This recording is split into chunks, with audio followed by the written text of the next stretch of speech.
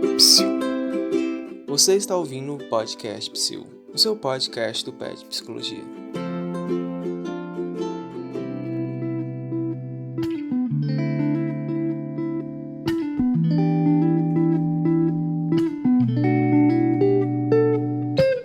Olá pessoas, tudo bem com vocês? Aqui quem fala é o Edmilson e hoje estamos começando aqui mais um episódio do podcast Psiu. Aqui quem está comigo aqui hoje é a Ana. Olá, gente! Começamos mais um episódio. E também estamos com dois convidados muito especiais para poder falar um pouco para a gente sobre como funciona o processo de intercâmbio e de estudar fora, né? O estudo da psicologia no exterior.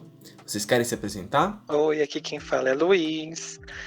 Atualmente eu sou graduando em psicologia, né, pela Universidade de Brasília. Estou no meu 8º semestre, sou ex-petiano e vim contribuir, né, compartilhando um pouco da minha história de mobilidade internacional que eu realizei na Universidade de Évora, em Portugal, durante a graduação. É um prazer poder, reencontrar o PET nesse momento e compartilhar minha história, né? Sejam todos bem-vindos. Oi, gente. Meu nome é Gabriela. Eu me formei na UNB em 2020 e agora eu sou mestranda aqui na Universidade de Tübingen, na Alemanha, em neurociências. Muito obrigada pelo convite, gente. Espero que a gente consiga divulgar mais sobre como ter experiências fora. Então é isso. Fiquem aí com a gente que esse papo hoje está muito interessante.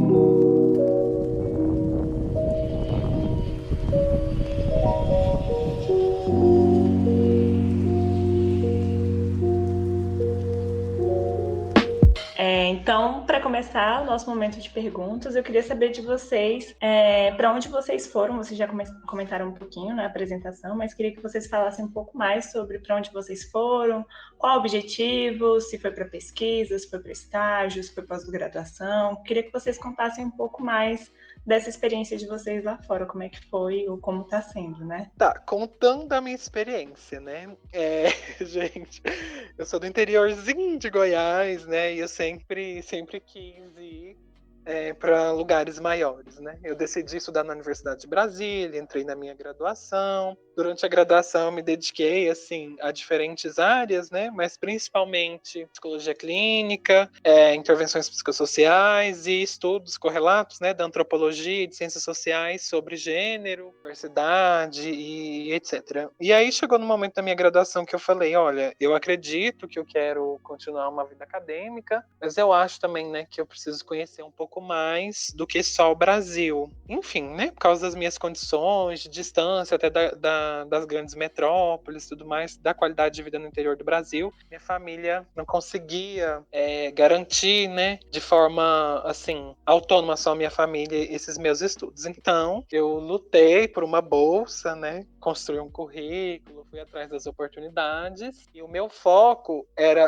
tentar algo na América Latina, que não fosse o Brasil, ou então na Europa, principalmente de língua espanhola. Eu já falava inglês, mas eu queria uma experiência assim com espanhol. Infelizmente, por causa das questões dos editais, das bolsas que eu concorri, eu não consegui, né? Mas enfim, não foi um grande problema.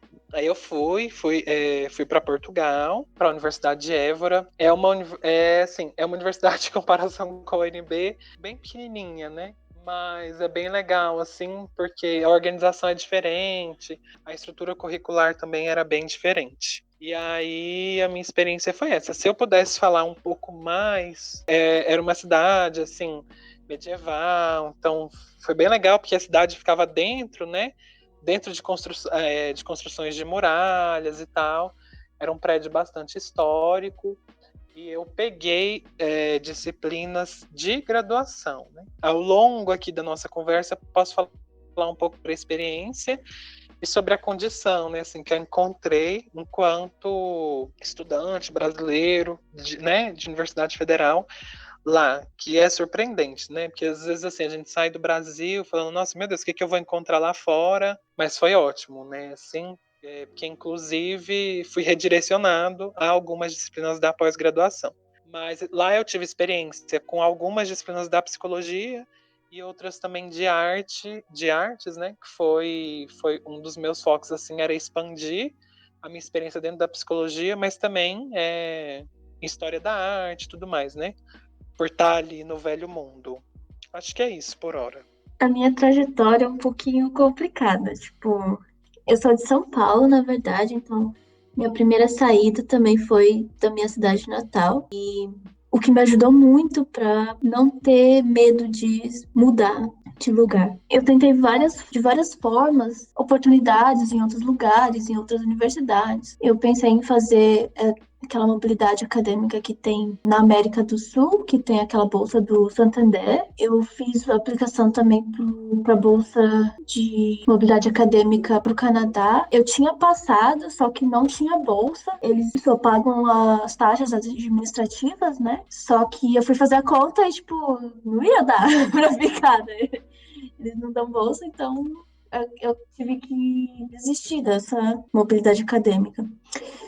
E aí eu consegui achar duas oportunidades que eram fora do contexto da universidade, né? Que eram pelas instituições exteriores. A primeira foi o MITAX, que é uma instituição para mobilidade acadêmica pro Canadá, especificamente, e ele tem parceria com vários países, Índia, China, México, tinha várias pessoas de vários lugares, isso foi bem interessante, e é um programa mais estruturado. Eu acho que esse último ano eles não... Só a USP participou, porque só ela que contribuiu, né, para esse acordo com o Martex. E aí as outras universidades ficaram de fora, o que eu achei bem ruim, né? Porque a universidade já tá perdendo bolsa de tudo, e aí mais bolsa sendo cancelada é sempre ruim, né? E outra oportunidade que eu achei foi direto com a instituição.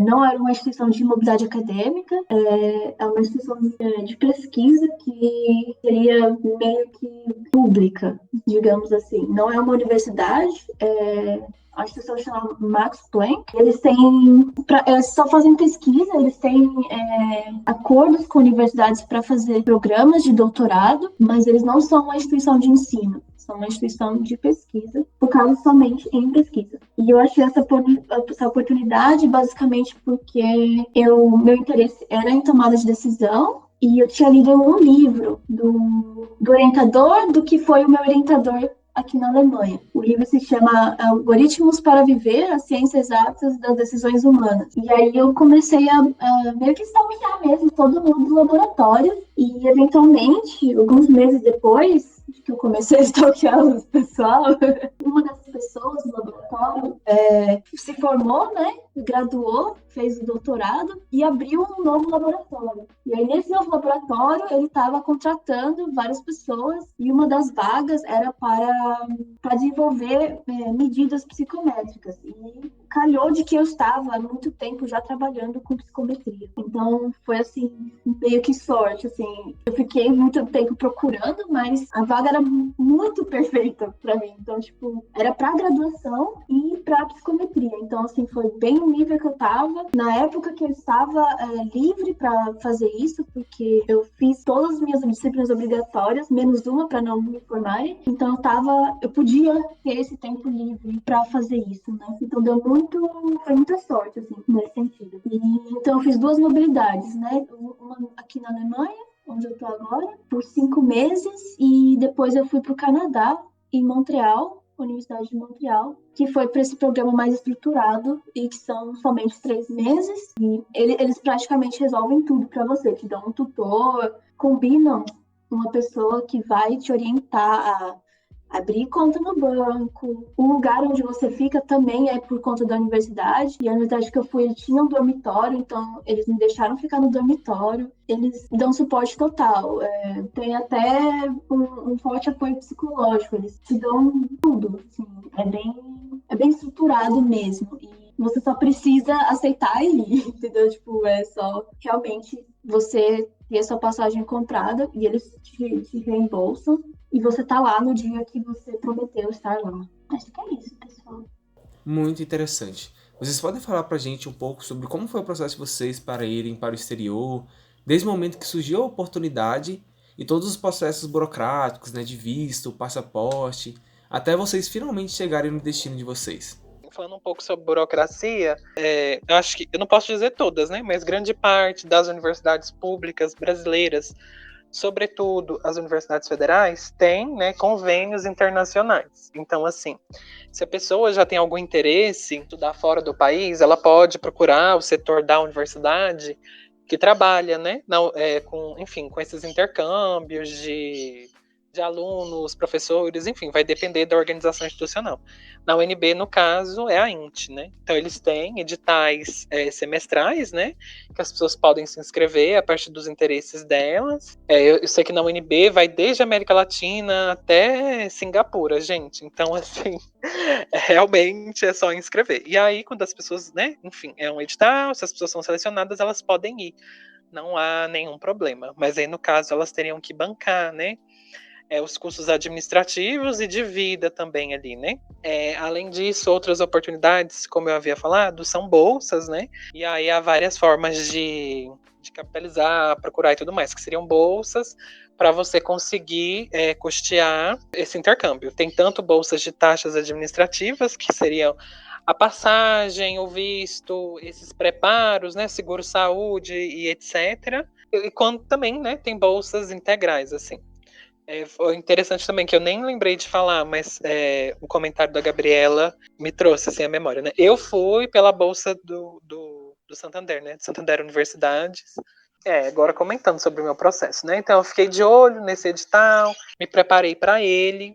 E daí, enfim, fiz tudo. E quando saiu o resultado, eu já tinha, né? Já tinha um passaporte. Algumas pessoas não tinham. Então, para essas pessoas foi um pouco mais corrido, porque o resultado sai. E aí, né? Tempo de apresentar o passaporte. Então, talvez uma dica é assim: as pessoas que estão querendo investir nisso, dá uma olhadinha no passaporte, na medida do possível, né?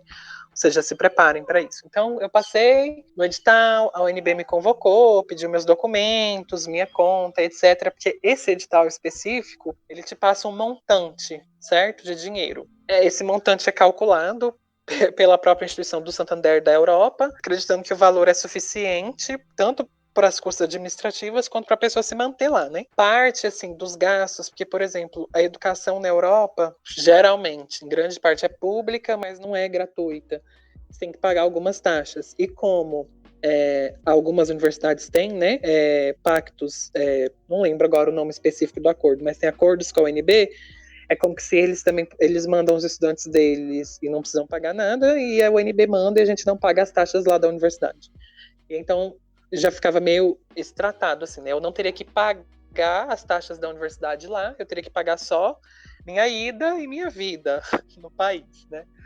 Aí, diferentes países têm diferentes exigências, né? Sempre bom também já dar uma olhadinha. Mas no caso específico, a UNB me orientou, a INTE. Então eu passei, fui chamado, levei meus documentos, apresentei, eles me explicaram os próximos passos. E aí o meu foi exatamente né? Atualmente é uma empresa terceirizada que agrupa alguns consulados, e daí você marca um horário nessa empresa, vai lá e faz a entrada do seu visto, né? Apresenta os documentos, paga uma taxa e aguarda o resultado. Por causa das proximidades assim, consulares entre o Brasil e Portugal, seria muito difícil eu não conseguir. Ainda mais por causa da carta que eu tinha da universidade, né, de aceite, do mérito do processo seletivo, que era um edital, foi concorrido e não sei o que, tal. Aí depois disso, meio que assim, a universidade ela te ajuda, mas você também tem que, né, tem que ser uma pessoa assim ligada, que você tem que entender como que funciona o calendário da universidade para onde você vai. Aí você tem que ir atrás dessas informações, né? Confirmar algumas informações, entender como vai ser o processo de matrícula. Algumas universidades, eu sei que elas, né, já têm assim, um processo bem esquematizadinho, universidades brasileiras, e elas conseguem explicar tudo desde o início para as pessoas que estão participando do processo. Outras não. Eu tive que ser bem assim, proativa, fui atrás, mandei mensagem, conversei, pedi contato, né? Eles me indicaram também uma tutora, que é uma professora lá da universidade, que supostamente acompanharia, né, todo o meu processo de matrícula, e foi assim. Aí eu organizei, né, a época que eu ia, que eu já tinha escolhido o semestre, comprei minha passagem, tive que juntar, né, dinheiro por fora, porque a bolsa não ia conseguir cobrir todos os gastos e dicas, né? Na época foi assim, o que eu consegui juntar era do meu estágio e da bolsa do PET também. Então, uau, gente. E acho que foi isso, né? Eu gostei muito das suas dicas, Luiz, porque realmente você tem que ter o dinheiro guardado já, porque muitas coisas, mesmo que você tenha bolsa, é por reembolso. Então, tem que ter um dinheiro para comprar passagem, pelo menos até você abrir a conta no banco e etc. E essa questão da proatividade também, porque tem que ir atrás das informações e não tem outro jeito. Tipo, muitas vezes você não vai achar a informação lá no site da universidade e tal. Você vai ter que mandar e-mail para a administração perguntando. E é isso, não pode ter vergonha. Mas falando da minha experiência pessoal, eu tive alguns problemas com o visto, né? Quando eu fui fazer a entrevista pro estágio na Alemanha, eles queriam que eu estivesse lá, aqui, no caso, o mais rápido possível. Então, na entrevista, eles falaram quando você pode estar aqui. Eu já tinha visto como que tira, né, o visto, e eu sabia que ia demorar no mínimo uns 2 meses. Então, eu falei, daqui 2 meses, no mínimo. Eles, tá bom, ok. Só que o consulado de Brasília não atende visto para a Alemanha. Então, eu tinha que ir para São Paulo para tirar o visto e eles só tinham agenda para 1 mês e meio depois.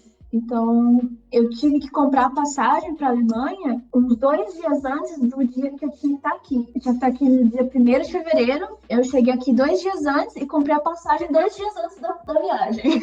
Então, é bom que você já tenha uma noção de quanto tempo você vai precisar para tirar o visto. Geralmente você não consegue tirar o visto muito antes, porque você precisa da carta deles falando que você foi aceito em algum lugar e tal. Mas você já pode ter uma noção de quais documentos você vai precisar. Você já pode deixar isso tudo preparado. E já ter uma noção de quanto tempo vai precisar para agendar e do agendamento até a emissão, né? Porque também não é só agendar e você vai ter o visto lá no mesmo dia, você vai ter que esperar um tempo. Então, é bom já saber mais ou menos quanto custa, porque também custa tirar visto, quanto vai custar a passagem e quais são os documentos que você vai precisar. Essas são as coisas mais chatinhas. Quando eu vim aqui para fazer o mestrado, foi bem pior. Foi bem mais fácil, no sentido de que eu já sabia a cidade, já sabia um pouco do processo de vir para cá, mas os documentos que eu precisava e o visto que eu precisava também eram muito diferentes. Ainda mais porque eu vim depois da Covid, né? Então, eu fui aceita no mestrado e o mestrado ia começar só em setembro. E aí, o meu resultado saiu em fevereiro. Em março a gente teve essa bagunça toda e as fronteiras fecharam. E aí eu fiquei desesperada, obviamente. Mas vendo tudo que tem no consulado, como eles orientam, eu vinha para cá sem visto, porque estudante brasileiro não precisa de visto para entrar. E eu posso tirar o visto aqui, dentro dos 3 meses que eu tenho. Só que foi uma confusão na hora de embarcar. Eu quase não embarquei.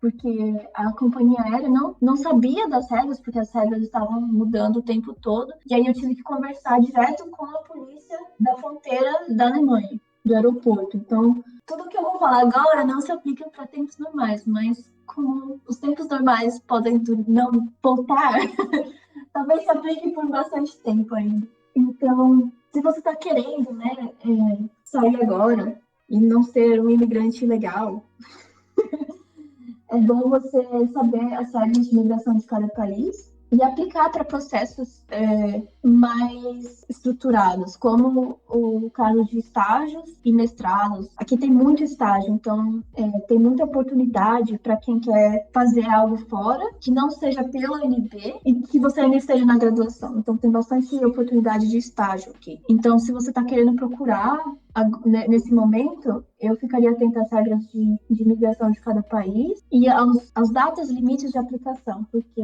os programas têm aplicações a cada ano e você precisa aplicar naquela época. Então, para você se preparar, é bom você saber 1 ano antes já quais são as datas, os requisitos e tudo mais. Eu começaria a me preparar um ano antes, até para você juntar dinheiro e tal, já começar a ver quais são as possibilidades. E também, uma coisa que eu vejo muito aqui é que eles prezam muito pela sua motivação. Então, eu não sairia do Brasil só por sair do Brasil, apesar da situação do Brasil estar tão ruim a ponto de a gente querer sair do Brasil só por sair do Brasil.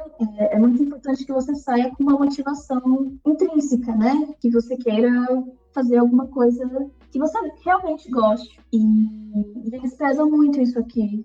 Não importa tanto o seu conhecimento. O que importa é mais a sua vontade de aprender. Então, se você tem interesse naquela área, procure oportunidades naquela área. Não procure oportunidades em áreas que você não gosta, porque você provavelmente não vai ser tão feliz. Você pode aproveitar, né, a viagem e tal, mas procure se desenvolver em outros aspectos também. Nossa, muito interessante o processo de vocês, né? Se encontraram em alguns momentos e em outros momentos também se distanciaram em algumas situações. Eu queria perguntar, o Luiz comentou um pouquinho sobre o auxílio que ele recebeu do Santander. Eu queria saber se você, Gabriela, se você recebeu algum auxílio também, se vocês receberam algum auxílio maior da universidade, financeira, assim, o Luiz comentou um pouquinho, se você quiser comentar mais um pouco também, Luiz, mas essa é a primeira pergunta, assim, se vocês receberam algum auxílio, e a minha segunda pergunta, já para complementar nessa mesma, é se vocês, para o país que vocês foram, se vocês podiam trabalhar com visto de estudante. Eu acho que vocês foram com visto de estudante, né, pelo que vocês disseram, então, queria que vocês comentassem um pouco mais disso, assim, né? Receberam mais algum auxílio, assim, da UNB e tal, auxílio financeiro, e se no local onde vocês foram, vocês podiam trabalhar com visto de estudante, assim, para gerar alguma renda, para se manter lá enquanto vocês estavam estudando. Queria saber isso de vocês também, por favor. Vamos lá, então, amo perguntinhas, gente. É porque é interessante isso que a Gabriela falou, né? Bem recentemente que eu me liguei, assim, necessariamente, porque principalmente na Europa, eu vejo, né? Não sei, assim, como que tá aqui na América do Norte e tudo mais, mas há muitas oportunidades, principalmente o pessoal da América Latina, assim, que tem interesse, né? E não são oportunidades necessariamente atreladas à sua instituição de origem, que seria a nossa universidade, né? A minha foi. Então, assim, gente, são 1 milhão, assim, inimagináveis formas de você conseguir, assim, porque são oportunidades distintas, né? Processos distintos. Mas, assim, tentando recapitular, então, né? O meu foi institucionalizado pela UNB. O Santander, lá da Europa, né, o banco, salvo me engano, é um banco espanhol. Ele tem um vínculo lá com a União Europeia e também acho que até com o Mercosul. E daí, assim, anualmente ele faz, né, doações de bolsas para as pessoas que têm vontade de estudar fora, né? Cada instituição, universidade no sentido, pode se inscrever na própria página do Banco Santander do Brasil, né? E essas instituições vão receber os chamados para convocar e deliberar quem serão essas pessoas que elas indicam, né? E aí, assim, né? Minha experiência foi assim, na UNB, pelo menos. Teve um edital, o meu foi o de 2019, perdão, 2018, o resultado saiu, tipo assim, no finalzinho do primeiro semestre de 2018. E aí eu tinha um ano para ir para a universidade, né? Ou seja, eu poderia escolher fazer o primeiro semestre ou o segundo semestre, né? Daquele ano letivo comparado ao calendário europeu. Lembrando sempre que o calendário letivo europeu é bem diferente do Brasil, então você tem que se ligar nisso. E aí eu escolhi o semestre mais distante para eu conseguir, né? Tipo assim, eu podia fazer ou no próximo ou no segundo. Eu falei, não, então eu vou fazer no segundo semestre. Tô um pouco confundidinho com as datas, mas era no semestre que começava em setembro. Porque o semestre na Europa começa em setembro, né? Assim, geralmente. E aí, eu falei, não, então, porque até lá eu consigo juntar dinheiro, né? Então, eu fiquei juntando dinheiro aí, basicamente, 2 semestres para ir. A bolsa que eu recebi na época, o valor, era uma quantia em reais que eles julgavam que era equivalente a 2.000 euros, né? Que era para me ajudar lá. Na verdade, não era. Quando eu converti, não tinha nada de 2.000 euros. Dava 1.000 e alguma coisa. E aí eu fui completando com a quantidade que eu juntei, né? Então, como eu disse, com esse valor que eu tive, eu teria que pagar os custos de tirar o visto, né? Cada país, cada consulado tem o seu processo, como eu disse, geralmente para brasileiro é muito mais simples, né? Na Península Ibérica, por exemplo, Espanha e Portugal e Espanha, eu não tive nem que participar de entrevista. Eu só submeti meu pedido, eu recebi um visto que nem era de estudante, eu acho. Na verdade, não era de estudante, achei assim, gente, o que tá acontecendo, né? Mas adorei, e foi de 1 ano. Então, assim, entrada, né, por 1 ano, poderia ali entrar e sair da União Europeia. O auge, não reclamarei nunca. E aí, então, para tirar o visto, você tem os custos, né? Você tem a taxa para tirar o visto, dependendo das exigências do país. Tem o seguro de saúde que você tem que comprar, né? Para Portugal tinha que ter um seguro. Para Portugal não é obrigatório, porque o SUS, né, o nosso SUS tem um convênio também com o sistema público de saúde lá de Portugal, então você consegue utilizar a rede dele. Mas assim, né, se você estivesse passeando em outros lugares pela União Europeia, se você tivesse algum problema assim infelizmente a pessoa falece, tem que fazer o translado, né? Ou problema com bagagem, alguma coisa, só o seguro que cobriria aí. Então, em Portugal não era necessário, mas depois a Gabriela pode falar da experiência dela. Eu acho que para a Alemanha, por exemplo, eu acho que é obrigatório, né? Esse seguro-saúde. Então, assim, os gastos foram as taxas do visto que eu tive, mas o seguro-saúde eu assinei porque eu não quis arriscar. Depois eu deixo lá as dicas, empresas, tudo. Além disso, os gastos naturais do visto, né? Que, tipo assim, alguns documentos eu tive que apostilar, que é um tipo específico de certificado para o seu documento ter validade internacional. Tive que tirar algumas coisas em cartório, então isso aí vai entrando em gastos, né? E, como eu disse, lá em Portugal, a universidade é pública, mas não é gratuita. Então, há taxas a serem pagas, né? Só que eu não precisei pagá-las por causa do convênio com o Brasil. Então, isso é como se o Brasil pagasse, né? Não necessariamente o banco. Então, o que o banco me deu foi isso, equivalente a 2.000 euros, e todo o restante a pessoa tem que se virar e tem que conseguir, né? O que eu vi muito lá em Portugal, né? Assim, Portugal é um pouco mais fácil para brasileiros conseguirem, depois que você está lá, tirar outro tipo específico de visto e etc. Né? Não pode, é proibido. Você não pode trabalhar, conseguir qualquer atividade remunerada com visto que não seja de trabalho. E aí, então, quem estava com visto de estudo ou quem estava com visto de algum outro tipo de visto que não fosse de trabalho, né? Se essa pessoa fosse, se encontrasse essa pessoa legalmente na situação de trabalho, isso era ilegal.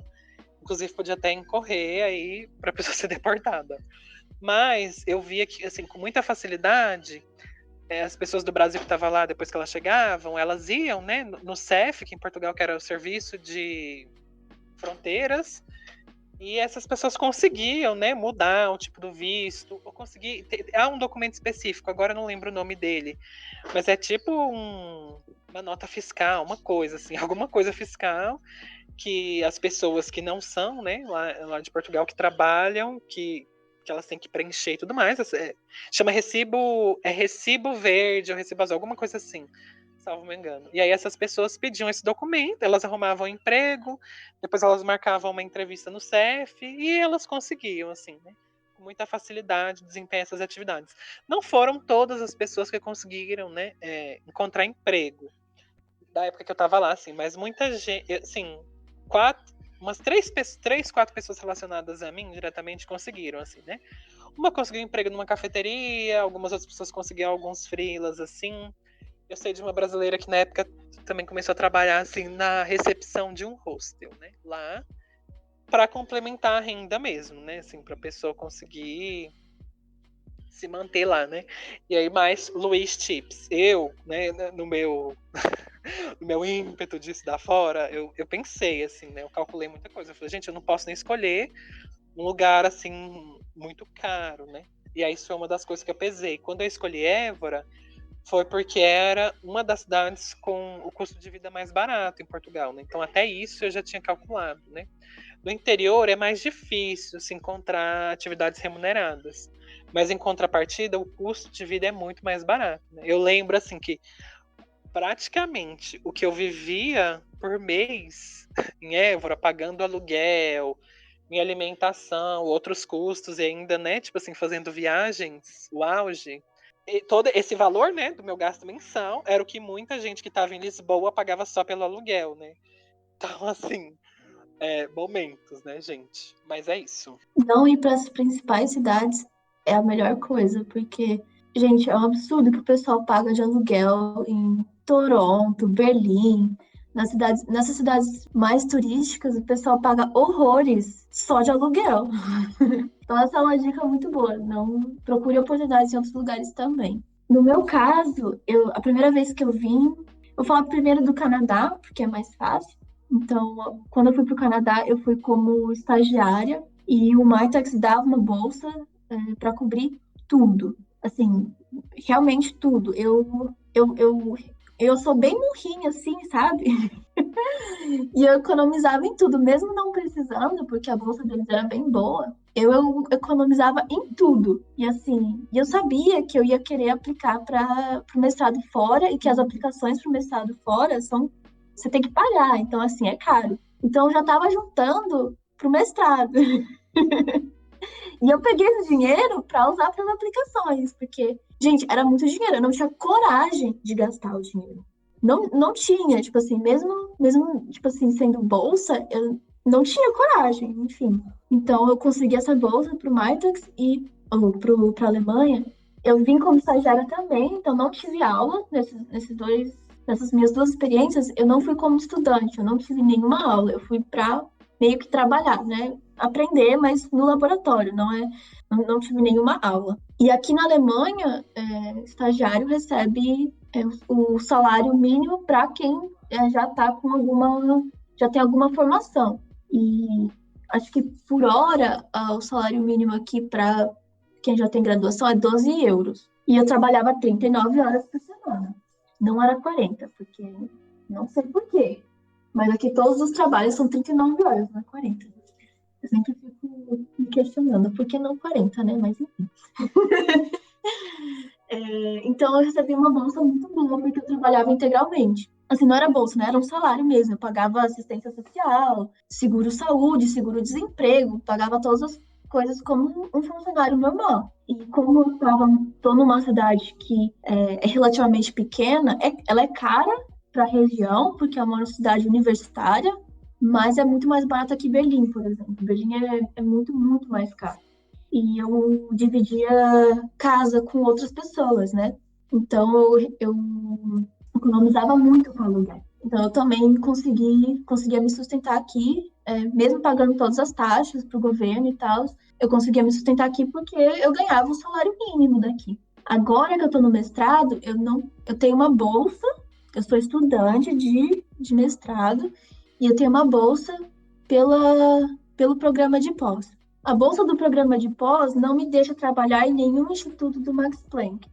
E isso foi para mim uma coisa muito ruim, porque eu estou trabalhando no mesmo laboratório que eu fiz estágio, só que eu não posso receber. Então, tipo, eu meio que estou trabalhando de graça. Obviamente, não é de graça porque eu estou aprendendo muita coisa e é do meu interesse continuar trabalhando com eles, né? Porque o interesse de pesquisa é muito próximo, então tenho intenção de continuar. Só que eu não posso trabalhar no Max Planck, eu posso trabalhar em outros lugares, na universidade, posso ser assistente de pesquisa, eu posso trabalhar até 20 horas semanais em qualquer emprego, desde que eu consiga arranjar um emprego. Só que aqui é muito difícil arranjar um emprego se você não sabe alemão. E eu comecei a aprender alemão quando eu vim para o mestrado. Na última vez, eu não fiz nenhum curso, então não sabia praticamente nada, só realmente o básico para saber o que eu estou comprando no mercado e não comprar nada que eu deteste. Mas agora que eu estou aprendendo eu queria, começar a trabalhar, eu só arranjei uma oportunidade na universidade mesmo, como assistente de pesquisa. E como assistente de pesquisa, eu poderia trabalhar o quanto eu pudesse, só que a carga horária do mestrado, ela é muito alta. Então, mesmo que eu possa trabalhar 20 horas semanais, eu não consigo trabalhar 20 horas semanais. Mas como eu já tenho a bolsa do mestrado, que seria como se fosse a bolsa de mestrado do Brasil, só que, obviamente, as pessoas aqui não passam fome no mestrado com a bolsa de mestrado. Então eu consigo me sustentar aqui tranquilo. Não é eu recebo muito menos do que quando eu estava fazendo estágio, porque não é um trabalho em si, é uma bolsa, mas mesmo assim eu não passo fome.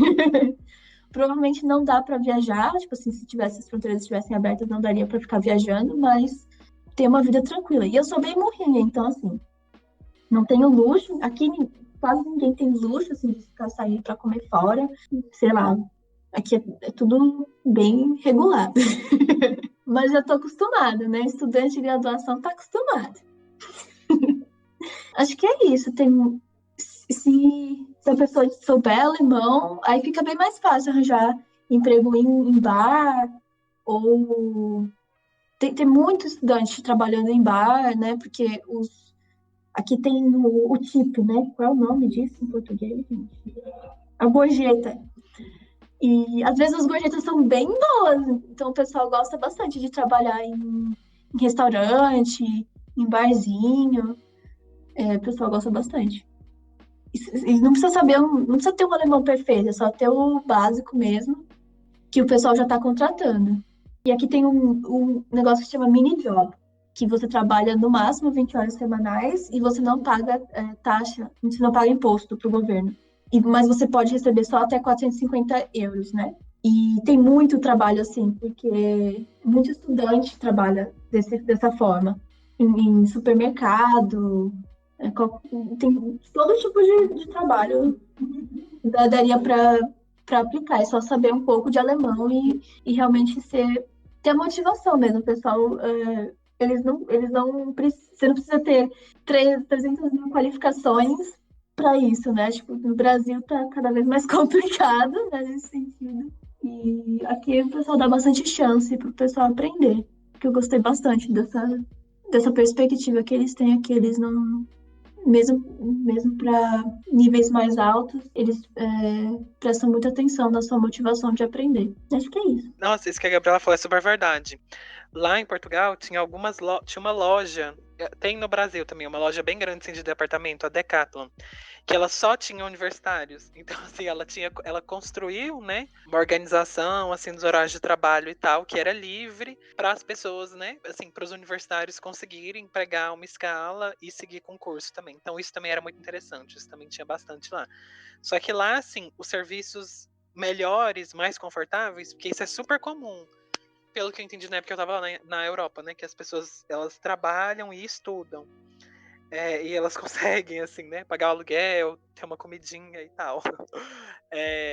Isso estava mais, assim, era mais fácil para eles, né? Para os brasileiros era um pouco mais difícil lá em Portugal. Mas, realmente, tinha essas oportunidades, assim, voltadas para o pessoal que está durante graduação ou unipós. Inclusive, eu encontrei muita gente do Brasil fazendo pós lá, que era assim, às vezes recebia também bolsa, né, do programa de pós-graduação, e trabalhava café, restaurante, etc. E era super conciliável, assim, as duas jornadas. Pousada, eu vi muita gente também trabalhando em pousada lá. Entendi, muito interessante. Vocês já deram uma pincelada, né, um pouco, né, falando um pouco sobre as complicações aí, né, para fazer a manutenção do dinheiro, né, mas a gente queria saber um pouco também sobre como foi o processo de adaptação de vocês, né, para permanecer aí mesmo, né, então ir para um novo país, com uma nova língua, uma nova cultura, como vocês gerenciaram essas questões mesmo, né, de moradia, alimentação, né, adaptação para a língua, até mesmo, sei lá, pegar um transporte público, coisas do tipo mesmo. Eu já tinha saído, né, de casa, assim, muito cedo. Quando eu fui para Brasília, também eu fiz ensino médio distante da minha família. A maior parte. Assim, eu já tinha uma expectativa, né, assim... expectativa não, um caminho sempre, né, de ter saído de casa, de conseguir encontrar esses caminhos e me desenvolver. No começo, eu tava muito animado, assim, eu tava, gente, galera, é isso, acho que eu nem pensei, assim, né, que eu ia para outro continente, que ia ficar muito, muito longe, muito distante, né, assim, de tudo que eu tava muito acostumado. E aí, isso não me incomodou, até quando eu cheguei lá, assim, né, eu lembro, cheguei, aí eu fiquei. A primeira semana, eu me organizei assim, né, gente, antes de ir. Uma semana antes, para eu conhecer, uma semana antes das aulas iniciarem, para eu conhecer. E um mês depois das aulas terminarem, né, eu comprei a passagem de volta, porque daí eu pensei em tentar aproveitar esse último mês, se eu conseguisse viajar, enfim, rolês. Eu falei, a vida vai me apresentar algo. Aí eu cheguei uma semana antes das aulas começarem, né? E aí eu falei assim, não, eu vou aproveitar para conhecer Lisboa durante os 5 dias úteis e só no final de semana que eu ia para a cidade onde eu ia estudar, que era próximo assim da capital, né? É a mesma distância, por exemplo, da cidade que eu moro hoje para Brasília, né? 3 horas de viagem. E aí, eu acho que o primeiro choque foi assim, né? No começo, porque eu cheguei, e aí os portugueses são bastante diferentes dos brasileiros, assim. Apesar da gente falar a mesma língua, o dialeto é diferente, né? Então, assim, o jeito de usar a língua é diferente, os significados e os sentidos são diferentes. Então, nesse primeiro momento, assim, até da hora que eu cheguei no aeroporto, assim, né? Falei, ai, né? Eu lembro que os portugueses são pessoas assim muito, como que eu diria, como se fossem muito formais. E eu não, eu sou uma pessoa assim bem informal. E aí eu já reparei assim, né? Então tipo tem que manter uma certa distância, tem que prezar assim por uma comunicação muito mais impessoal, né? E enfim, mas aí foi, né? E aí no início também minha primeira dificuldade foi assim, entender, né?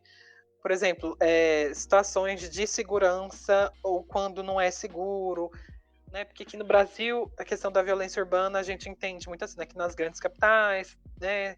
Andar à noite só, se você tá com um dispositivo, tipo celular, não sei o quê, mochila, essa história que a gente já conhece.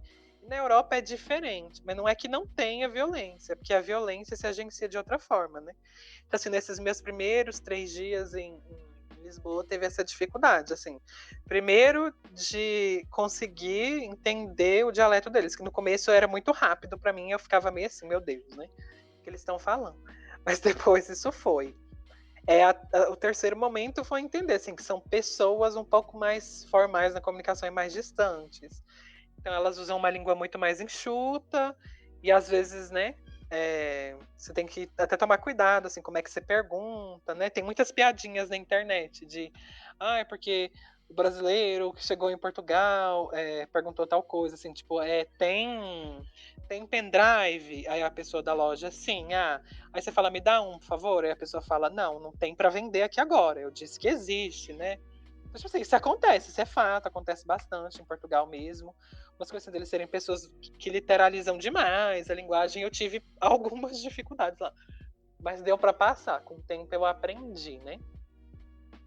E assim, aí depois com o tempo fui para minha cidade, fui para onde eu ia morar. Também teve esse problema assim, porque como a cidade era dentro de uma muralha, então a urbanização não era assim recente, né? Então era bem diferente. Você tem que aprender a se localizar, a andar, o transporte público lá na capital é ótimo. No interior, nossa, gente, assim, nem existia praticamente, de 1 em 1 hora, não funcionava nos finais de semana. Então tudo isso com o tempo eu fui aprendendo, né? E também assim a lidar com os portugueses, né? Por essa questão assim, acho que a experiência de ter sido um país colonizado por Portugal é uma coisa que fica muito evidente, né? Diferentes pessoas vão sofrer lá no país diferentes formas de racismo, de preconceito mesmo, né? Quando eles descobrem que você é brasileiro, tem gente que é legal, ótimo, incrível, tem gente não que é chato, mas enfim, né? Estratégias de enfrentamento. E só para terminar de frisar, né? A grande questão era essa, assim, né? Essa questão da comunicação. E eu lembro que foi muito engraçado, que eu fiquei muito próximo. Eu sou muito próximo das minhas professoras no Brasil e fiquei muito próximo das minhas professoras em Portugal. E aí eu lembro um dia, né, que uma professora comentou assim que tinha uma colega do Brasil foi fazer pesquisa lá uma época, ficou lá fazendo estágio pós-doutoral. E aí minha professora sempre falava, a professora de Portugal, né, sempre falava assim, fulana, vamos jantar lá em casa, né, vamos marcar alguma coisa e tal, chama seu parceiro, sua parceira, enfim, meu marido vai estar lá e tal. E aí a pessoa do Brasil falava, né, nossa, sim, claro, vamos marcar. E aí o semestre foi andando, né, o semestre foi andando. E até e o convite ia sendo reiterado, até o momento que a pessoa falou assim, né, a portuguesa falou, olha, eu já te chamei várias vezes, você quer ou não, né? E jantar comigo lá em casa? Porque assim, se você não quiser, não é nenhum problema. Então, assim, esse é um grande fator, né? Da diferença de comunicação, que com o tempo a gente vai aprendendo, né? Quando eles falam, eles são super sinceros. E às vezes parecia grosseria, né? Então também tive, assim, uma dificuldade para entender o que é grosseria, o que é esse excesso de sinceridade deles, né? Em quais momentos que eu não posso ser uma pessoa, assim, muito hiperbólica, porque eu sou muito exagerado, e aí isso assustava um pouco os portugueses, então eu tinha assim, que tentar, né, utilizar uma linguagem mais neutra, mais sequinha. Mas é massa. Mas isso era muito engraçado, assim, que eles falavam, né, que a gente do Brasil tinha isso, de não ser sincero nunca, de que, né, que a gente sempre inventa uma história, não fala a verdade, né, prolonga as coisas, deixa para depois. E aí foi engraçado, né, viver assim muito tempo com pessoas que eram extremamente sinceras, a ponto de às vezes ser difícil entender, né, o que era grosseria e o que era sinceridade. Mas essa foi a minha maior dificuldade. E a gente marca depois do brasileiro pro português, gente, eles ficam assim estressadíssimos. Mas é isso. Eu também senti muito essa coisa de ser sincero, assim, e de ser pontual. Gente, se você marca 3 horas aqui, tem que estar lá 3 horas. Não é 5 para as 3, não é 3 e 5, é 3 horas. E assim, eu acho que eu tenho a sorte, entre aspas, de ser ansiosa, então eu sempre chegava muito cedo nos meus compromissos. Mas aqui, se você chega muito cedo também, é ruim. Você não pode chegar muito cedo. Aí agora, tipo, mesmo que eu chegue cedo, eu tenho que ficar, tipo, fazendo hora do lado de fora. Tipo, não falo com a pessoa 2 minutos antes das 3, entendeu? Tipo, porque marcou 3 horas, é 3 horas. Não é 3 e 5, não é 5 para as 3. E aqui no Brasil, ó, aí no Brasil é tipo, né? Marca as 3 para se encontrar às 6.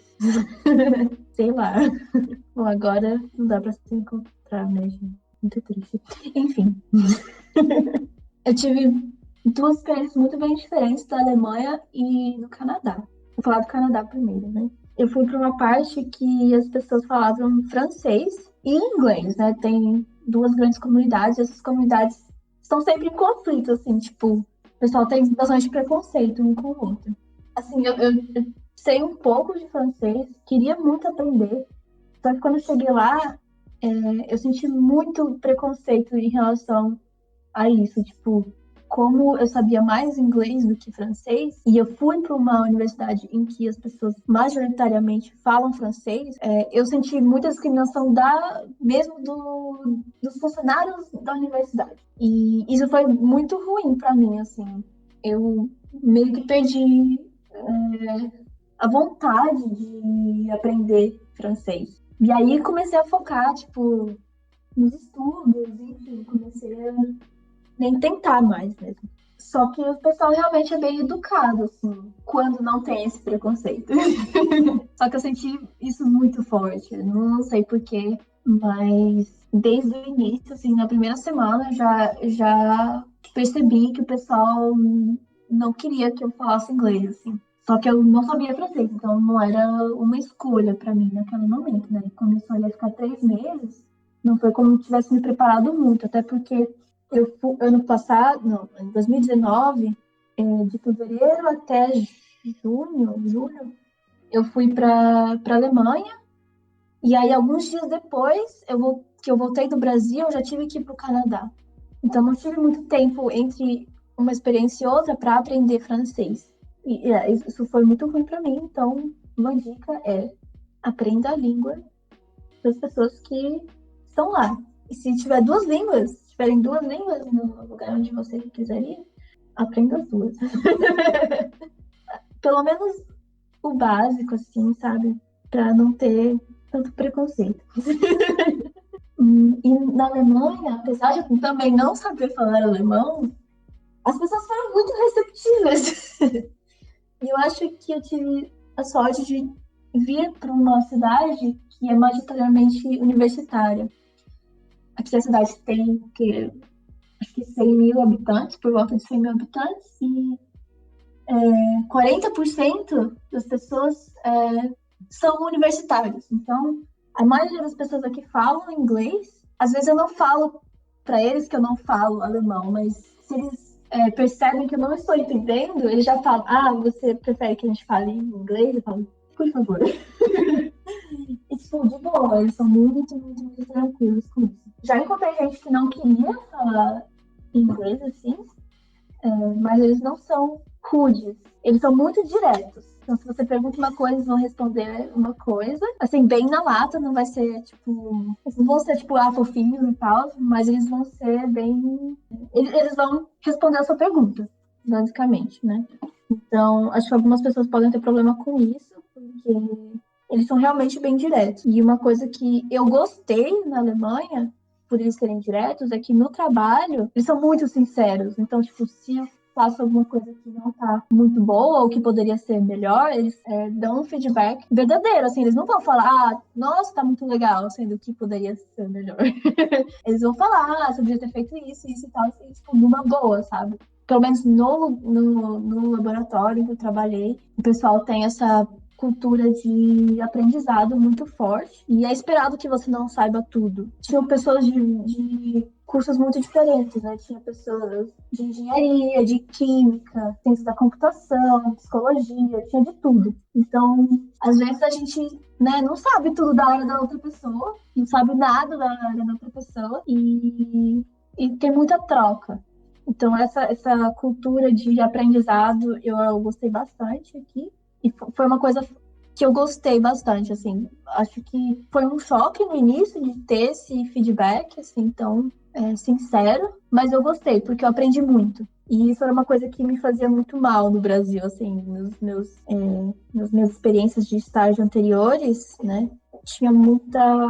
Pessoas não davam feedbacks reais, né? Era só, tipo, tá ótimo, tá ótimo, tá maravilhoso. E, tipo, sendo que, né, tudo pode ser melhor. E aí depois a pessoa falava mal pelas costas, pra outra pessoa, enfim. Isso me deixava muito mal. E aqui não tem problema. E se você vê que é uma coisa que poderia ser melhor, você também pode falar. Assim, mesmo eu sendo, tipo, a pessoa mais nova no grupo, e que provavelmente sabia menos de tudo, meu feedback era considerado tanto quanto os outros. Mas eu achei o pessoal daqui bem mais receptivo do que em Montreal, né? Eu fiquei um tempo em Toronto com meu irmão, e em Toronto o pessoal é muito educado, assim, mas eu achei eles mais distantes que o pessoal da Alemanha. Na Alemanha eu achei o pessoal mais acolhedor, pelo menos onde eu tô. O pessoal fala que no norte é um pouco mais diferente, né? Mas claro que a gente tá falando de populações e não de casos individuais, né? Casos individuais sempre vão divergir um pouco, né? Ou muito. Saber um pouco da cultura para onde você quer ir é uma boa para você saber se você é compatível.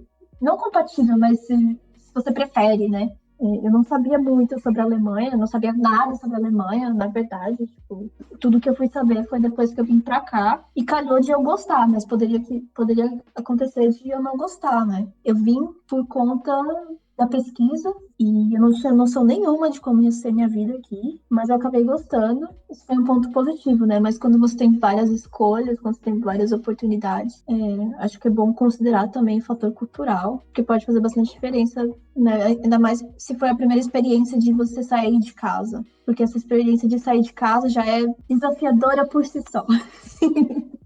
Então, eu acho que uma das coisas que pode ajudar também é você ter uma experiência morando sozinho, para você ter essa noção de como é viver sozinho, de como é você cuidar das suas coisas e, enfim, ter essa independência no dia a dia, sei lá. Acho que não, acho que vocês conseguiram responder bem.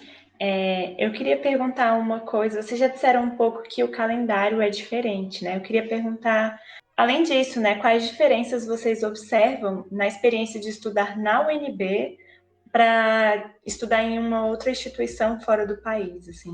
Queria saber se vocês veem outras diferenças, né, entre estudar na UNB em outro local e também como vocês acreditam que tenha sido, né, quais impactos vocês observam na formação acadêmica de vocês, essa experiência fora do Brasil. Pensando assim, né? Costurando histórias. O que acontece? Depois eu até quero escutar também, assim, a história da Gabriela, que eu tô muito interessada em escutar mais rolês da Alemanha. Porque lá, falando um pouco da última questão, assim, que eu não respondi, eu falei também, assim, gente, o legal é tentar, né, quando você tá fora, criar uma rede de apoio. Então, com o tempo, né, distante, a Gabriela falou certo. É uma experiência, né, por si só, muito desafiadora. E lá, né, você vai criando novas amizades, constituindo rede, e cria ali, né, de certa forma, uma família. Eu me dei muito certo com com as pessoas da Turquia lá, né? Não sei porquê, mas era conhecido. Eu e as enfermeiras. Eu e as minhas colegas da Turquia, que todas eram de enfermagem. Enfim, continuando essa experiência de agora, né? Eu fui para a graduação. Como eu comentei, eu acho que o sistema de ensino, de educação do nível superior da União Europeia é muito diferente do Brasil, né? Tipo assim, para mim, na minha experiência, é tipo assim, não é a mesma coisa, né? Assim, é bem, bem distinto. E esse encaixe foi bem grosseiro, porque enquanto aqui no Brasil a gente faz uma formação mais generalista, né? Que depois tenta te jogar no mercado de trabalho e aí nas instituições públicas tenta laçar, né, para o capitalismo acadêmico assim um grande número de pesquisadores. Lá na Europa eu percebi que é diferente, assim, né? A formação ela é um pouco mais superficial, né? Ela dura assim um tempo é um tempo menor do que no Brasil, de forma geral, são 3 anos, a depender da área, mas eu acho que é majoritariamente 3 anos. E ali se instiga, né? Assim, eu acho que é praticamente assim inevitável, né? Que as pessoas sigam para um mestrado e depois para um doutorado, mas principalmente para o mestrado. Tanto que eles falam em mestrado integrado, né? É integrado à graduação. Agora isso já mudou um pouco, está mudando agora mais recentemente. Mas era assim, era 3 anos de graduação, 1 ano no mestrado, e aí pronto, né? Depois o doutorado seria, de certa forma, mais opcional, mas o mestrado era quase assim, não tem como, né? Você tem que fazer, senão você não ia achar emprego na prática profissional específica. E aí isso que é diferente, que enquanto assim, no Brasil, né, a gente, principalmente da UNB, tem uma formação que tem pesquisa, ensino e extensão, lá eles não tinham essa prática. Eram só atividades de ensino. Então, a maioria dos cursos que eu percebi, né, principalmente assim, em psicologia, durante a graduação, você só tinha aula teórica. Você só ia ter prática no mestrado. E aí o seu mestrado aqui ia para a área específica. Ah, você foi para a org, então você vai ter que fazer uma pesquisa, né? É 1 ano que você tem, e aí você vai fazer prática em org nesse 1 ano. Você vai para a clínica, para a saúde, era assim. Durante a graduação, as pessoas não tinham estágio, não tinha nada. Eram só ali as discussões teóricas, e algumas disciplinas você tinha que fazer alguma pesquisa, mas também não era essa coisa, né? Tipo assim, ai, faz pesquisa, e faz trabalho, e faz atividade prática, e faz extensão, e 1 milhão de oportunidades. Tanto que quando eu cheguei lá, em Portugal isso, mas eu acho que de certa forma se espalha, né? Assim, que a União Europeia tenta manter a mesma estrutura de ensino para que os europeus, né, transitem. Eles valorizam isso, que eles consigam durante a graduação, se eles quiserem fazer parte da graduação em outro país, por causa do programa, né, do Erasmus Mundus, eles podem. Tipo assim, a pessoa é sei lá, da Itália, faz psicologia na Itália, mas ela quer fazer algumas matérias da graduação na Alemanha, né, sei lá, no laboratório lá em Leipzig. Ela pode fazer. Ela se cadastra e vai, não tem problema nenhum. Então eles prezam por isso. Mas aí o que aconteceu? Quando eu cheguei, que eu conheci a maioria das professoras da psicologia, pelo meu tempo de psicologia no Brasil já e pelas experiências acadêmicas que eu tive, quando elas me viram, elas falaram, olha, se você quiser pegar a minha matéria na pós, você pode, né? Não que é tipo assim, nossa, uau, realmente, uhul, né? Cheguei lá, dono e proprietário. Mas assim, eu já estava preparado, né, para as competências que seriam desenvolvidas ali na disciplina da pós-graduação, porque na disciplina da graduação delas, meio que eu já tinha, né, passado por aquilo aqui pelo Brasil. E de certa forma, realmente, assim, para mim, a maioria das coisas da psicologia soou assim como superficial, algo que eu já tinha visto, né, antes. Mesmo pegando disciplinas que não eram equivalentes às que eu já tinha pegado aqui na psicologia do Brasil. Eu peguei lá uma que discutia assim, modelos psicanalíticos da década de 80, né? Que a gente não fala muito aqui na UNB, que é principalmente os psicanalistas lá que desenvolveram nos Estados Unidos. Eu peguei uma que era uma terapia de grupo para desenvolver habilidades de terapeuta, então era uma terapia de grupo, e aí essa foi bem legal. Eu peguei outra da psicologia que eu não lembro agora, gente, não lembro, enfim, momentos, e peguei uma em arte, né, que eu escolhi porque Portugal hoje, né, na União Europeia é assim, principalmente artes cênicas, é uma referência. E eu falei, não vou perder essa chance. E aí eu peguei uma disciplina lá de corpo, movimento e linguagem na Universidade de Arte, no campus de artes, para desenvolver isso. E lá, realmente, a minha experiência foi bem diferente, né? Porque não tive contato antes no Brasil. Então, essa disciplina, tanto assim, teoricamente quanto de forma prática, soou como algo, né, que eu poderia continuar a nível de graduação. Mas aí, minha experiência foi essa, né? Eu já ouvi alguns comentários, assim, de outras pessoas que tiveram experiências que foi algo parecido, né?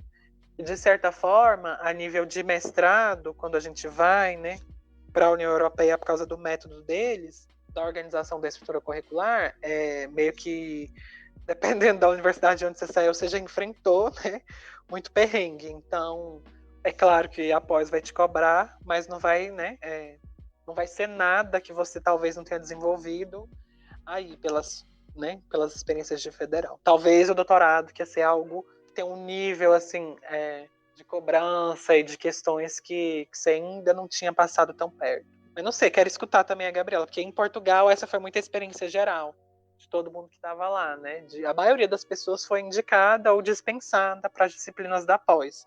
A não ser que você tenha pegado alguma coisa fora da sua área de concentração, né? Que aí as pessoas conseguiram se prender aquilo. Lembrei, na verdade não foi nem na psicologia, eu peguei introdução à literatura também. E aí também foi bem legal, foi uma experiência bem legal lá. Ai, gente, eu acho que eu queria falar que toda universidade é diferente, assim. Se a gente for comparar a UNB com outras universidades do Brasil, também o currículo vai ser bastante diferente, né? Mas em relação à Europa mesmo, como eu já tinha comentado, a psicologia tem 3 anos só, né? Pelo menos na Alemanha, eles não fazem clínica durante esses 3 anos. É bacharel, tipo, é como se fosse equivalente ao nosso bacharel. E para clinicar mesmo, eles precisam fazer um mestrado, né? Então, por exemplo, eu não poderia fazer psicoterapia aqui, ser psicoterapeuta aqui. Eu teria que fazer ou uma prova de equivalência do meu diploma, que é bem complicada, geralmente eles não aceitam, mesmo sendo 5 anos, e fazer um mestrado para clinicar, assim, bem específico mesmo. Então, geralmente eles têm aqui quase nada voltado para clínica mesmo. Eles têm, por exemplo, psicopatologia, psicofármaco, mas não disciplinas para terapia mesmo. E aqui é muito focado em terapia cognitivo-comportamental. Então, quase todas as especializações são em TCC. Em relação ao mestrado, eu achei aqui o mestrado muito puxado, tipo, em questão de disciplina, em carga horária, porque eu vou ter, na verdade, só um semestre para fazer a minha dissertação. Os outros são tudo de aula, então... E as aulas, assim, eu tenho 9 disciplinas. Eu acho que no Brasil, se fosse, por exemplo, no PPB, eu teria menos disciplinas, apesar da carga horária ser bem equivalente. Eu tenho 30 créditos por semestre, no mínimo, que eu tenho que fazer. Posso fazer, não tem limite aqui. E deveria ter um limite, porque eu achei que ia ser bem tranquilo, né? Tipo, mestrado, né? Tipo, o pessoal não vai ficar cobrando prova e tal. E não, aqui as provas são bem complicadas e não tem tantos trabalhos, assim, né? Como no Brasil. É só a prova final e é isso. Você não passou, se ferrou, tentando que vem. E foi bem complicado na época de prova, pra mim. Eu realmente me arrependo de ter pego. Acho que eu peguei 38 créditos e, nossa, foi absurdamente loucura. E o nível de detalhe, assim, das provas também é uma coisa que eu nunca tinha experienciado na minha vida. As aulas já eram bem específicas. Eu tive aula de sistema visual, em que cada aula era um professor diferente, em que cada aula o professor dava só a especialização dele. E assim, era muito específico, muito específico. E o nível da prova foi igualmente específico. Então, assim, Eu realmente surtei, assim, várias vezes durante esse semestre. Eu aprendi a lição de que não pegar mais do que os recomendados 30 créditos, porque eu acho que eles fazem essa recomendação porque tem um motivo, né? Então, esse nível de exigência eu achei bem puxado, assim. A aula em si, ela é puxada, mas nada que eu precisasse de conhecimentos prévios, né? Porque o mestrado que eu tô fazendo tem gente de outras áreas também. Tem gente de engenharia, de física, de matemática, então eles fazem meio que do zero, só que eles vão até um nível muito específico, que é tipo o que o pessoal tá pesquisando hoje em dia. Então, assim, é muito conteúdo mesmo. E aí acabou que eu quase não tive tempo para me dedicar para minha dissertação, né? Tipo, tô tentando desenvolver aqui, mas ainda tá bem complicado. Aí agora nas férias eu fui ter tempo para tipo começar a minha pesquisa, né? E assim, tá uma loucura. Eu sempre fui assim muito meio doida assim, mesmo na graduação, sempre peguei bastante disciplina, sempre fiquei estudando muito, muito, mas realmente o nível de exigência das provas eu achei meio ruim, porque eu não tenho interesse, né, em ter as melhores notas. E eu também não tenho interesse em saber exatamente o nome das moléculas que estão nas células ciliares do sistema auditório. Tipo, minha pesquisa não tem nada a ver com isso. Então, assim, apesar de ser muito legal aprender, eu não gostaria de ter que me dedicar tanto tempo para memorizar essas coisas para passar na prova, por exemplo. E isso eu achei um ponto ruim, porque eu gostaria muito mais de dedicar a minha pesquisa do que ficar perdendo tempo memorizando essas coisas. O que eu acho que no Brasil os programas tendem a ser mais focados para pesquisa e não tanto para ensino, né? Ainda mais no doutorado. Mas eu entendo que isso seja talvez um ponto negativo do meu programa específico por conta de como ele foi estruturado, né? E como tem muita gente de áreas muito diferentes, eles precisam ter alguma forma de garantir que as pessoas vão ter um conhecimento comum. E talvez seja por isso, mas né, não sei. Pode ser que todos os programas sejam iguais, vai saber. Não tive muito contato com outras pessoas de outras universidades. Então essa foi uma coisa que eu tive que me adaptar bastante à forma de avaliação daqui. Geralmente só tem uma prova e parece que outras universidades também trabalham assim. Então não tem muitas formas de você garantir uma boa nota, assim, recuperar a nota. Mas eles te dão a oportunidade de você fazer a disciplina como pass or fail, cara. Tipo, você é crédito concedido, né? Tipo, seria o equivalente na UNB. Você não tem uma nota, você só tem os créditos e aquilo não conta para sua nota. Tipo, só que essa forma de avaliação não são para todas as disciplinas. Tem algumas disciplinas que realmente precisa fazer a prova. Não tem escolha. Eu acho que a maior diferença é essa. Não sei muito da experiência da graduação, né? Porque eu não tive aula aqui quando eu vim para cá. Só agora no mestrado mesmo. Mas, de forma geral, eu achei que a nossa educação é muito boa, especialmente na área de pesquisa. Eu acho que as universidades do Brasil, elas focam bastante, as federais do Brasil, elas focam bastante em pesquisa, ainda na graduação. Parece que, tanto nos Estados Unidos, Canadá e Alemanha, pela experiência que meu irmão teve, o pessoal não tem experiência de pesquisa lá fora. É mais comum que as pessoas façam pesquisa depois do bacharel, entre o bacharel e o mestrado, ou somente no mestrado mesmo. E eu acho que isso é um ponto forte das universidades do Brasil, de ter já a iniciação científica desde o início. Assim, eu acho que eu comecei em grupo de pesquisa no segundo semestre já e nunca parei, né? Até me formar, nunca saí. Sempre estive ligada a pelo menos um grupo de pesquisa.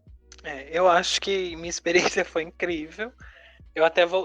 Incrível, assim, tanto na questão acadêmica, mas na vida pessoal, né? No sentido da academia, foi exatamente isso que a Gabriela disse, assim, né? Entender a qualidade da educação a nível superior que a gente tem no Brasil e as possibilidades, né, que a gente tem dentro da universidade, né?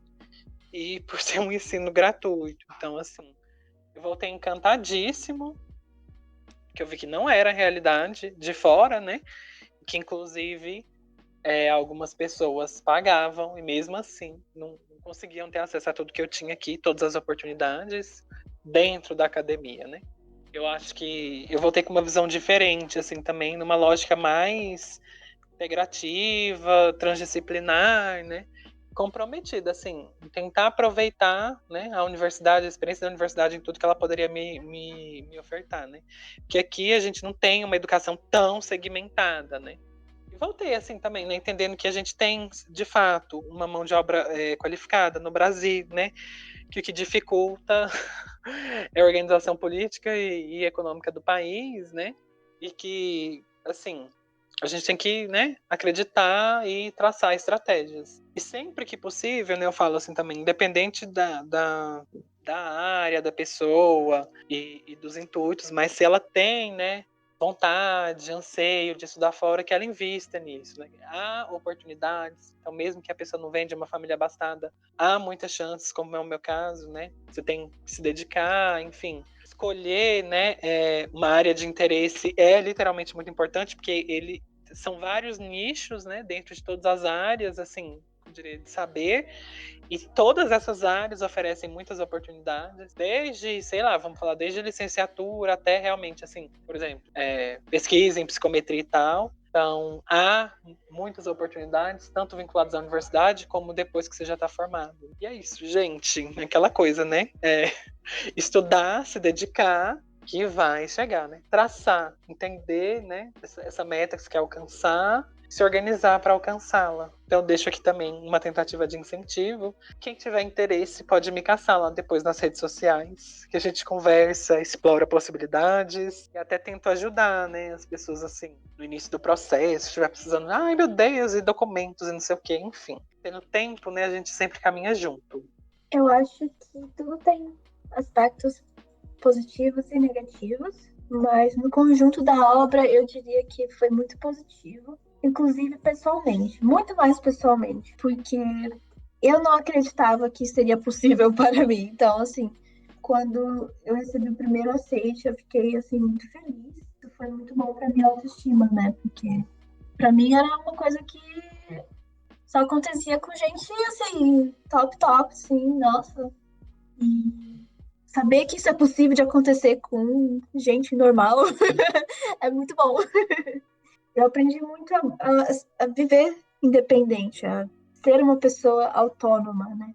E também a cuidar das pessoas que a gente quer que continuem ao seu lado, mesmo que estejam longe, né? Ainda mais com todo esse tempo de pandemia, acho que todo mundo tem que aprender a como fazer com que as pessoas que a gente gosta, que a gente ama, acompanhem a nossa trajetória e que a gente consiga também transmitir essa trajetória para outras pessoas, né? Porque a gente está longe, mas a gente também está perto, né? A possibilidade que a gente tem hoje é incrível. Então, não perder também as nossas amizades, né? Continuar criando novas amizades, mas é muito importante também a gente compartilhar e crescer junto, né? E uma coisa que eu gostaria de falar, assim, é que as pessoas não terem medo de arriscar, né? Eu acho uma coisa que eu tinha que me atrapalhava muito no começo é que eu tinha muito medo da rejeição, né? De receber um não e tal.